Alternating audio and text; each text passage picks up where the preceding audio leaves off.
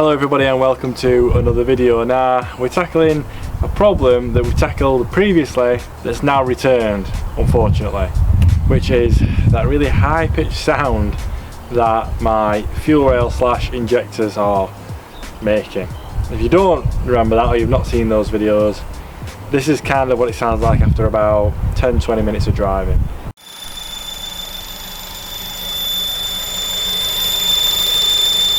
Yeah, it's loud enough inside, so I can imagine it's horrific on the outside, pulling past people in slow traffic. So what we've done previously is we've changed all of the O-rings on the end of the injectors.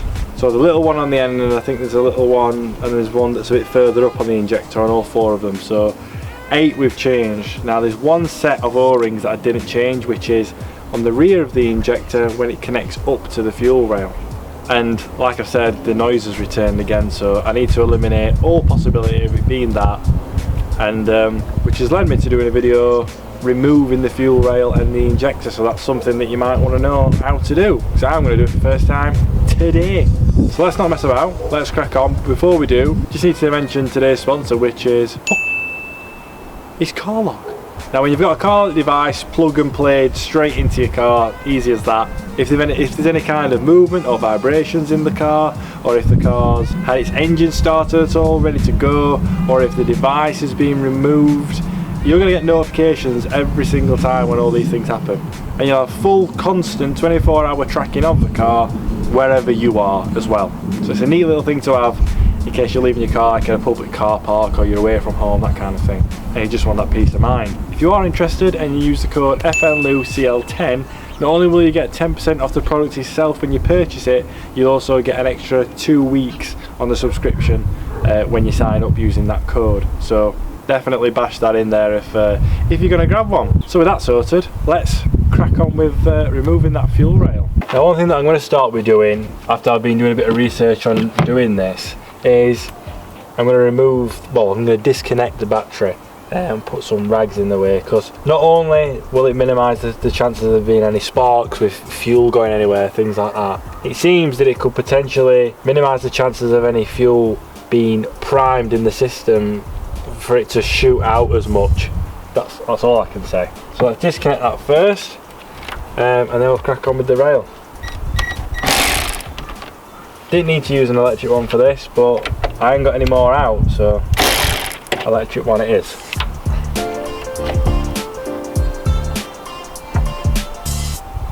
So first thing I'm going to do is unplug all this harness section here. So you've got 4 at the back that all need doing, and then you've got these little clips here that you can pop open, which will hopefully help it just slide off and out of the way. So I'll do the plugs first, which I think is just a click on either side and then a pull, I'm guessing, and I'm hoping. Yeah, so they just come off like that. So that's all of those removed. So I'm just going to use these 2 tabs here. That's that one, and that's that one. There we go, and that's just the bare fuel rail underneath. I'm guessing if you wanted a bit of extra security, you could probably put some tape on these and some tape on them, just to cover them up. To be fair, I might even do that. Might even pop a bit of tape on them, just so if any fuel does go near them, it's not going to go on the contact points. Right, so I've just put some gaffer tape over them. It's not the best solution, but it is a solution nonetheless. So what I'm going to do now is I'm going to get a bigger socket, obviously, loosen off this fuel rail, get a wiggle on it and bring it out so that I know it's not stuck into the manifold anymore, and then we'll look at removing the clip for the fuel feed.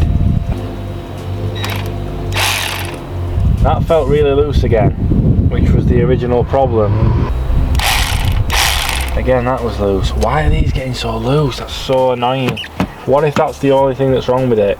Either way, let's change these O-rings, for God's sake. We'll get them done, and then that's just all of the O-rings done, either way. Now last time, I dropped one of these into the abyss of the bay, so I'm going to try and simultaneously, which is probably not the cleverest thing to do, remove them both and keep a hold of them both. Come on. Oh, this one's loose. I've got you. Come on, 2 for 2. Yeah! Don't lose them. Okay, so we've got some wiggle now. Hopefully this will allow me to pull it out. and I'm hoping the other O-rings that we replaced are still lubricated enough and don't get shredded as we remove them.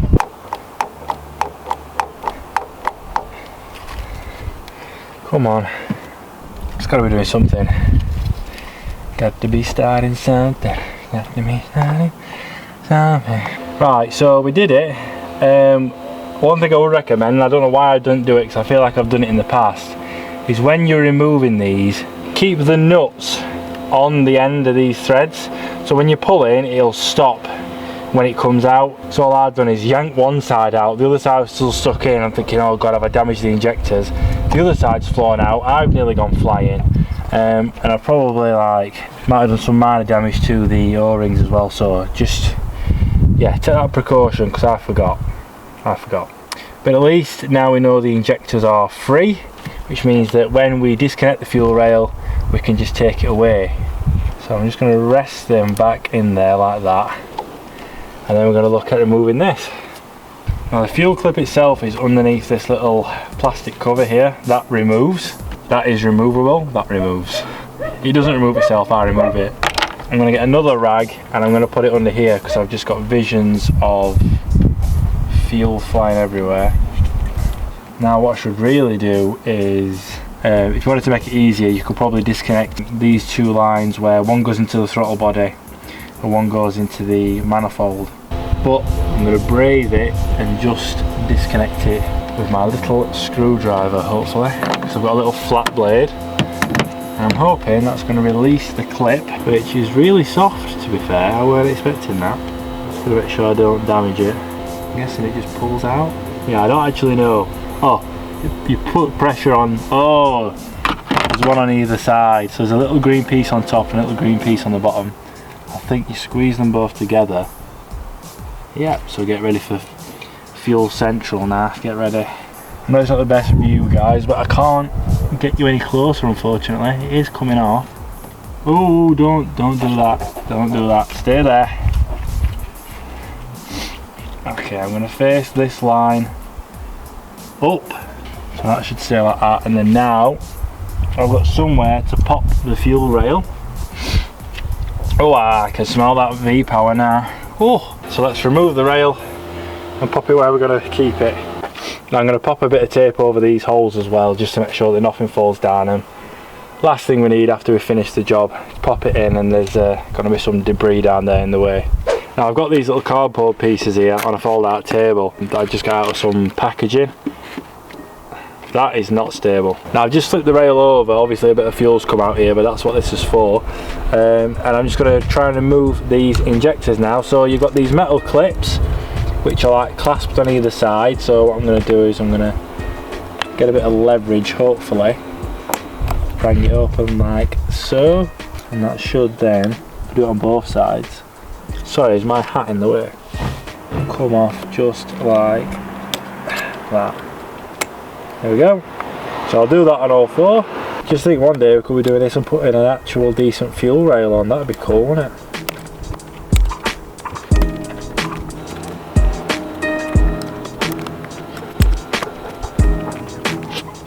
Right, now let's see how easy these are to remove. I'm guessing just a bit of a wiggle and a twist and this should release.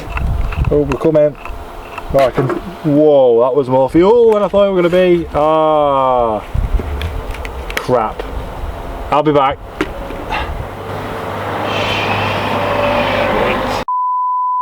So then, whenever that landed, that grass is dead. That is not what I wanted. Stupid. Obviously it's going to have like vacuumed pressure in there. Right, let's swap these over. My word. I'll have to get a rag in a bit. Right. So yeah, you know to be ready for that better than me now. Oh god. So I'm hoping with the amount that just came out of there, that is going to be it. So we'll see.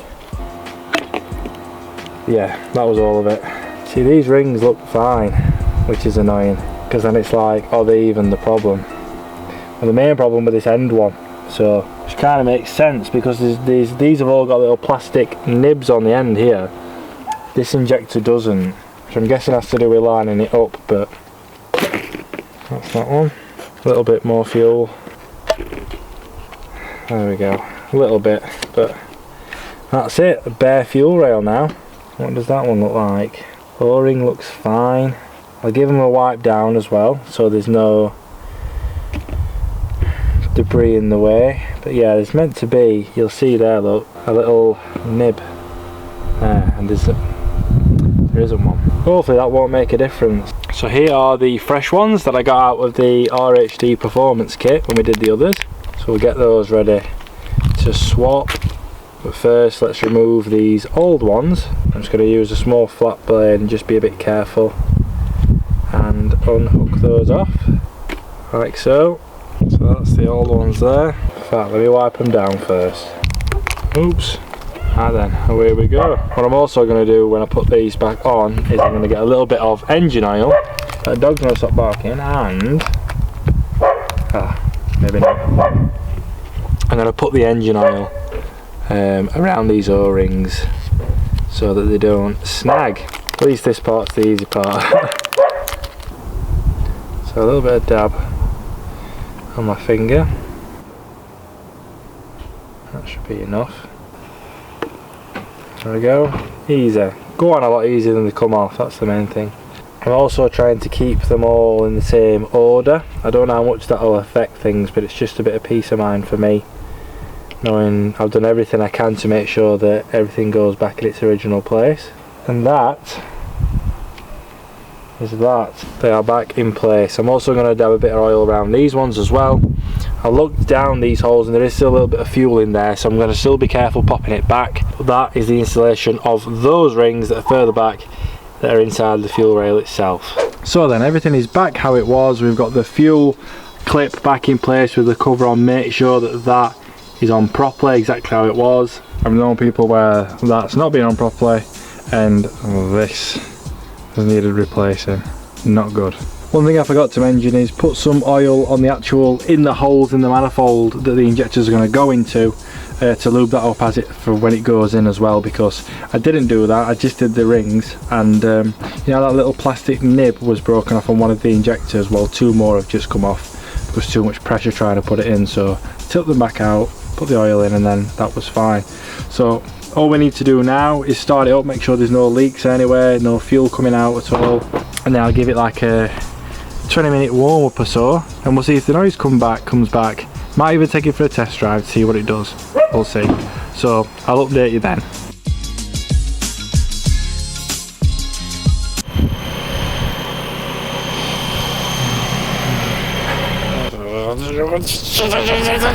Right then, it's still doing it.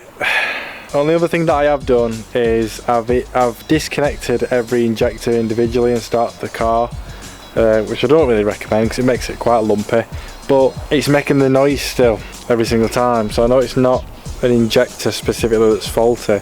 It could still be something seal related. There might be a bit of grit or something inside the fuel rail. There could be something wrong with the fuel rail. That might be a little crack or something. Should have inspected it really whilst I had it off. That's my fault. But yeah, we're back to square one, unfortunately. Oh well, at least we know 1, how to remove a fuel rail now, 2, how much fuel flies out of a fuel rail when you remove it, and 3, how to put those last O-rings on that are behind the injectors. So yeah, I'll keep you updated on what it is, but for now I'm going to have to end this video. Well, that's not entirely true. You found me here on a chilly Thursday evening, hence why I've got this massive snoodie. I forgot what it's called. It's an extremely big hoodie, let's put it that way. Now, since I filmed that video, I've generously had some help from a friend of mine, Geraint, who has sent a spare fuel rail from his old FN2 all the way from Wales over to me to see if it is the fuel rail itself that's got any like cracks or anything like that in it. So I've done that whole process again that you've already seen, but into a newer, well, into a new fuel rail, and it is exactly the same. So it's not the fuel rail. But then, as you'll also see from this video, I accidentally put a bit of pressure in a different place for a change, and this is what happened.